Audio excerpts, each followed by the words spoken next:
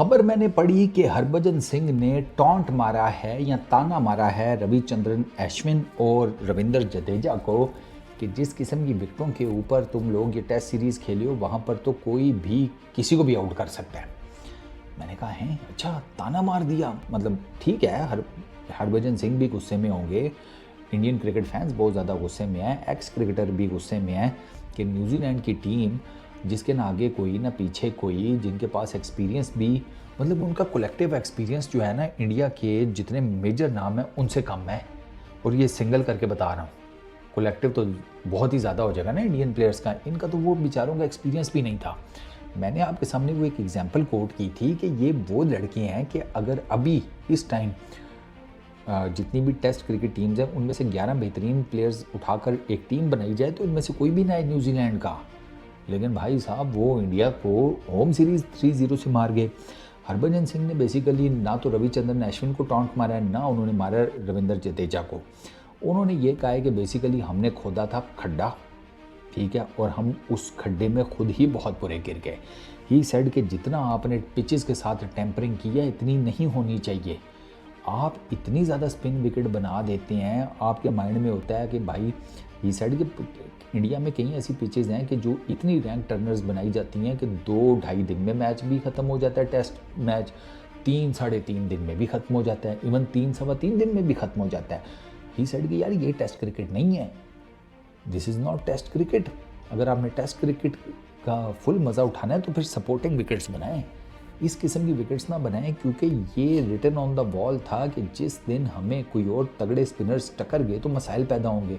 और ही साइड कि आप देख लें इस सीरीज़ में हमें टक्कर गए 2 स्पिनर्स, एक सेंटनर दूसरा पटेल, उन दोनों ने जनाब आर पार करके रख दिया। एक ने एक टेस्ट मैच में 13 विकेट्स ली, दूसरा 11 विकेट्स ले गया। तो उन दोनों ने मैच विनिंग परफॉर्मेंसेस दी, सेंटनर ने और एजाज पटेल ने। तो हरभजन सिंह ये कहते हैं कि आप कभी भी पिचेस के साथ, वो कहते हैं कि होम एडवांटेज उठाया जाता है, सारा कुछ है, ठीक है, समझ में आती है, लेकिन इतना नहीं होता। ये तो अखीर ही कर देने की कोशिश की गई थी ना, और उसका नतीजा ही साइड कि हम भुगत रहे हैं। प्लस ही साइड की यार कलेक्टिव फेलियर है, इसमें आप किसी को भी दोष नहीं दे सकते। रोहित शर्मा की उन्होंने तारीफ़ की कि एटलीस्ट रोहित शर्मा ने इतने, जिसे कहते हैं, बॉल्स दिखाए हैं, इतना उसने कहा है कि भाई मैं इस शिकस्त की जिम्मेदारी कबूल करता हूँ कि मतलब लाइक ना मैं एज ए बैट्समैन जिसे कहते हैं कामयाब हो सका, ना मैं एज ए कप्तान बेहतर तरीके से लीड कर सका, जिसकी वजह से 3-0 हम डाउन हो गए। तो हरभजन सिंह ने बुनियादी तौर पर किसी भी इंडियन प्लेयर को डायरेक्टली कोई उन्होंने ताना नहीं मारा। मैनेजमेंट को उन्होंने क्वेश्चन किया बाय द वे, कि मैनेजमेंट को उन्होंने कहा कि यार इस किस्म की विकेट्स बनवाने की ज़रूरत क्या पेश आई। ये उनका जो है ना क्वेश्चन, वो टू सम एक्सटेंट समझ भी आता है। सेड कि हमने इंग्लैंड के अगेंस्ट भी इसी तरह की विकेट्स बनाई थी, लेकिन इंग्लैंड के अगेंस्ट ये वाली सूरत हाल नहीं थी यार। इंग्लैंड के अगेंस्ट ठीक है स्पिनिंग ट्रैक्स थे, लेकिन इतने ज़्यादा नहीं थे। ये तो अखीर ही कोई था सीन, ये पुणे में भी और इवन वानखेड़े में भी। वानखेड़े में पहले 2 दिन मतलब बैटर्स ठीक बैटिंग कर जाते हैं। वानखेड़े में आप पुराने स्कोर्स जाकर उठाकर देखें, आपको डिसेंट स्कोर्स मिलेंगे। वानखेड़े की पिच बैटिंग पिच है, इधर जो वाइड बॉल क्रिकेट होती है उसमें बड़े स्कोर्स बनते हैं, वो क्या T20 हो, क्या वो ODI क्रिकेट हो। लेकिन अभी हमने देखा कि इसी वानखेड़े की पिच के ऊपर जनाब पहले दिन ही गेंद इतना स्पिन हो रहा था, बाउंस पकड़ रहा था, ये हो रहा था, वो हो रहा था। तो फिर साफ पता लग रहा था कि आपने टेम्परिंग की है ठीक ठाक किस्म की पिच के साथ। अब वो इंडिया ने तो कुछ और सोच के स्पिनिंग ट्रैक्स बनाए थे, अब उनको क्या पता था कि उनका जो स्पिनिंग ट्रैक्स बनाने का मंसूबा है वो उल्टा उन्हीं के गले पड़ जाएगा। और हरभजन सिंह ने इन्हीं तमाम एस्पेक्ट्स के ऊपर बात की है। ई साइड के मेजरली अगर देखा जाए तो बैटिंग फेलियर हुआ है, और ये फैक्ट है। बॉलिंग तो फिर जैसे तैसे करके टीम इंडिया की इतनी बुरी नहीं थी, ठीक ही परफॉर्मेंसेस थी विद द बॉल। आप जडेजा की परफॉर्मेंसेस देख लें, 10 विकेट्स लिए हैं वानखेड़े के अंदर। अपना ये दूसरा सुंदर ने बड़ी ज़बरदस्त बॉलिंग की है। ऐश अन्ना ने भी डिसेंट ही बॉलिंग की है, कोई बहुत तो जिसे मैं कहता हूँ हाई फाई तो नहीं की, लेकिन इतनी बुरी भी नहीं की, वो मीडियोकर सी थी, ठीक थी। बाकी भी इवन आकाशदीप ने ठीक बॉलिंग की है। बॉलिंग का मसला नहीं है, इंडिया को बेसिकली मार पड़ी है उनकी बैटिंग की, क्योंकि इनकी दो, अब आप देखें ना इस पूरी सीरीज़ में 400 न्यूजीलैंड ने सिर्फ एक मरतबा किया है। उसके बाद न्यूजीलैंड मस्सा मार के 250 ही पार करता था। लेकिन वो 250 करके, जो कि टेस्ट मैचेस में इतना बड़ा कोई स्कोर नहीं होता 250, लेकिन सपोर्टिंग विकेट्स के ऊपर, इन विकेट्स के ऊपर 250 बहुत था। वो मर आगे 2-250 कर ही जाते थे और उसी 2-250 के ऊपर वो टीम इंडिया को पकड़ लेते थे। पुणे में भी उन्होंने यही किया, उन्होंने जनाब ये दूसरा इसमें भी यही किया,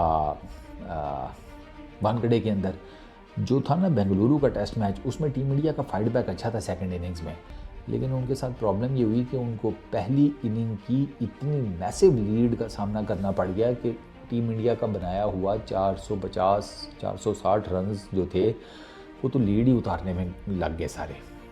वो मेरा ख्याल है कि अगर टीम इंडिया के पास उस टेस्ट मैच में कोई 200-250 रन्स होते तो शायद उस मैच का नतीजा डिफरेंट होता और शायद इस टेस्ट सीरीज़ का नतीजा डिफरेंट होता। उस टेस्ट मैच से ना न्यूजीलैंड ने बड़ा हौसला पकड़ा और उसके बाद फिर न्यूजीलैंड ने पीछे मुड़कर नहीं देखा। उन्होंने जनाब इंडिया की बैटिंग को फेल किया, उन्होंने टू सम वॉट इंडिया की बॉलिंग को ऑन स्पिनिंग ट्रैक्स उन्होंने फेल किया। इंडिया के स्पिनर्स ने, जिसे कहते हैं, विकेट्स तो ली, लेकिन सम और दी अदर वो थोड़े बहुत रन्स मैनेज कर ही जाते थे न्यूजीलैंड वाले इन स्पिनर्स के अगेंस्ट।